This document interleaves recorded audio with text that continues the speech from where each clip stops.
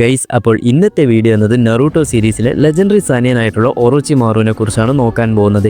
വീഡിയോയിലേക്ക് പോകുന്നതിന് മുമ്പ് വീഡിയോ ലൈക്ക് ചെയ്യാത്ത കൂട്ടുകാർ ഒന്ന് ലൈക്ക് ചെയ്ത് സപ്പോർട്ട് ചെയ്തേക്ക്. അപ്പോൾ ഒട്ടും തന്നെ സമയം കളയുന്നില്ല, ഡയറക്റ്റ് വീഡിയോയിലേക്ക് പോകാം.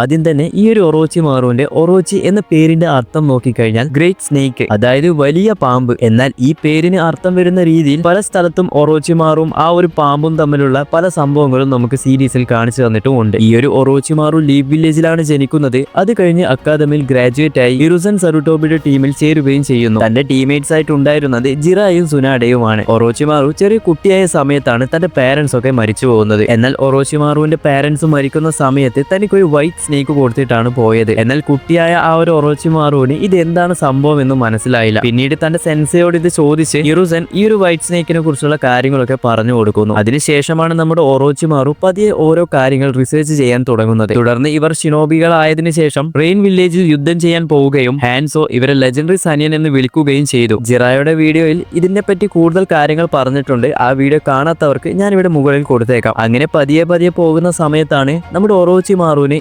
ഇമ്മോർട്ടാലിറ്റി വേണം എന്ന് ആഗ്രഹിക്കുകയും പതിയെ താൻ ഈവിൾ ആകാൻ വേണ്ടി തുടങ്ങുകയും ചെയ്യും. ഒരിക്കലും ഉപയോഗിക്കാൻ പാടില്ലാത്ത ജുട്സൊക്കെ ഉപയോഗിച്ച് ഇത് ഡെവലപ്പ് ചെയ്യാൻ വേണ്ടി ഒരു റിസർച്ച് സെന്റർ തന്നെ സ്റ്റാർട്ട് ചെയ്യും. ഇതിനിടയിലാണ് നമ്മുടെ ഒറോച്ചിമാറു കബൂട്ടോയെ കാണുന്നത്. പിന്നീട് കബൂട്ടോക്ക് ട്രെയിനിങ് ഒക്കെ കൊടുത്ത് തന്റെ കൂടെ കൂട്ടുകയും ചെയ്യും. എന്നാൽ ഒറോച്ചിമാറു ആണെങ്കിൽ ഇതുപോലുള്ള പരിപാടിയൊക്കെ ചെയ്യുമ്പോൾ ഹൊക്കാഗെ ആയിട്ടുള്ള ഇറുസൻ സറുട്ടോബി ആണെങ്കിൽ ഈ ഒരു ഹൈഡൌട്ട് കണ്ടുപിടിക്കുകയും അത് നശിപ്പിക്കുകയും ചെയ്യും. അത് കഴിഞ്ഞാണ് നമ്മുടെ ഇറുസനെ കൊല്ലാൻ വേണ്ടി ഒറോച്ചിമാറു വില്ലേജിൽ വരുന്നത്. എന്നാൽ അതിനിടയിൽ ചെറിയൊരു സംഭവം നടക്കുന്നുണ്ട്. അതായത് നമ്മുടെ ഇറ്റാച്ചിയുടെ ബോഡി എടുക്കാൻ വേണ്ടി ഒറോച്ചിമാറു ഒന്ന് ട്രൈ ചെയ്ത് നോക്കും. എന്നാൽ ഇറ്റാച്ചിയുടെ മുന്നിൽ ഒറോച്ചിമാറുടെ ഒരു ശ്രമങ്ങളും നടന്നില്ല. നമ്മുടെ ഒറോച്ചിമാറുവിന് നല്ലതുപോലെ അറിയാം ഉച്ചിഹാസ് എന്ന് പറയുന്നത് ഒരു സ്പെഷ്യൽ ആയിട്ടുള്ള ആൾക്കാരാണ്. അവരുടെ ആ ഒരു ഷെറിംഗണൊക്കെ കിട്ടിക്കഴിഞ്ഞാൽ വേറെ ഒന്നും തന്നെ വേണ്ട. അങ്ങനെ നമ്മുടെ ഒറോച്ചിമാറു ആണെങ്കിൽ ഇറ്റാച്ചി പോയാൽ പോട്ടെ, നമുക്ക് സാസ്കയുടെ ബോഡി എടുക്കാം എന്ന് കരുതി എല്ലാം പ്ലാൻ ചെയ്ത് സെറ്റ് ആക്കി വെച്ചു. സാസ്കയ്ക്ക് വേണ്ട ട്രെയിനിങ്ങും കാര്യങ്ങളൊക്കെ ചെയ്ത സമയത്താണ് നമ്മുടെ സാസുക്കെ ഒട്ടും പ്രതീക്ഷിക്കാതെ ഒറോച്ചിമാറുവിനെ അങ്ങ് കൊല്ലുന്നു. എന്നാൽ നമുക്കറിയാം ഒറോച്ചിമാറു ഇവിടെ മരിക്കുന്നില്ല. കാരണം ഒറോച്ചിമാറു ആണെങ്കിൽ ആ ഒരു കേഴ്സ് മാർക്ക് വെച്ച് പിന്നെയും വന്നുകൊണ്ടേയിരിക്കും. അങ്ങനെ അവസാനം വാറിന്റെ ടൈമിലാണെങ്കിൽ ഒറോച്ചിമാറു റീആനിമേഷൻ വെച്ച് 4 ഹൊക്കാഗേസിനെയും തിരിച്ചു കൊണ്ടുവരികയും ചെയ്യുന്നുണ്ട്. ഇനി നമ്മുടെ ഒറോച്ചിമാറുവിന്റെ പവേഴ്സ് ആൻഡ് എബിലിറ്റീസ് ഒക്കെ നോക്കിക്കഴിഞ്ഞാൽ അത്യാവശ്യം എല്ലാ ജുട്സും ടെക്നിക്കൊക്കെ ഒറോച്ചിമാറുവിന് അറിയാം. ഇതിന്റെ കാരണം എന്താണെന്ന് നോക്കിക്കഴിഞ്ഞാൽ ഒറോച്ചിമാറു റിസർച്ച് ചെയ്യുന്ന സമയത്ത് ഒട്ടുമിക്ക ആൾക്കാരുടെ DNA തന്റെ ബോഡിയിൽ ഇഞ്ചെക്ട് ചെയ്തിരുന്നു. ഇനി ഒറോച്ചിമാറുവിന്റെ കയ്യിലുള്ള ജുട്സ് ഒക്കെ നോക്കിക്കഴിഞ്ഞാൽ അത്രത്തോളം പവർഫുൾ അല്ലെങ്കിലും ഒരുപാട് ജുട്സ് ഒക്കെ നമ്മുടെ ഒറോച്ചിമാറുവിന് യൂസ് ചെയ്യാൻ അറിയാം. എക്സാമ്പിളിന് ഇവിടെ നോക്കിക്കഴിഞ്ഞാൽ ഒറോച്ചിമാറുവിന്റെ ആ ഒരു സ്നേക്ക് ഇല്ലേ, അത് വെച്ച് ചെയ്യാത്തതായിട്ടുള്ള ഒരു ജുട്സും ഇല്ല എന്ന് വേണമെങ്കിൽ പറയാം. Binding snake, 10,000 snake, hidden snake എന്നൊക്കെ വെച്ചിട്ടുള്ള പല കാര്യങ്ങളും. ഇതിൽ നമ്മുടെ ബൈൻഡിങ് സ്നേക്ക് എന്താണെന്ന് നോക്കിക്കഴിഞ്ഞാൽ നമ്മുടെ ഒറോച്ചിമാറു അക്കട്സോക്കിൽ ചേർന്ന സമയത്ത് ഇറ്റാച്ചിയെ പിടിക്കാൻ വേണ്ടി നോക്കുന്നില്ലേ, ആ സമയത്ത് ഉപയോഗിക്കുന്ന ഒരു ടെക്നിക്കാണ് ഇത്. ഇനി 10,000 സ്നേക്ക് എന്താണെന്ന് നോക്കിക്കഴിഞ്ഞാൽ ഒറോച്ചിമാറുവിന്റെ വായിൽ നിന്നും 10,000 സ്നേക്ക് പുറത്തേക്ക് വരും. എന്നാൽ ഈ വരുന്ന സ്നേക്ക് മുഴുവൻ ഒറോച്ചിമാറുവിന്റെ കൺട്രോളിലും ആയിരിക്കും. ഇനി സ്നേക്ക് മൗത്ത് ബൈൻഡിങ് എന്താണെന്ന് നോക്കിക്കഴിഞ്ഞാൽ നമ്മുടെ ജിറായ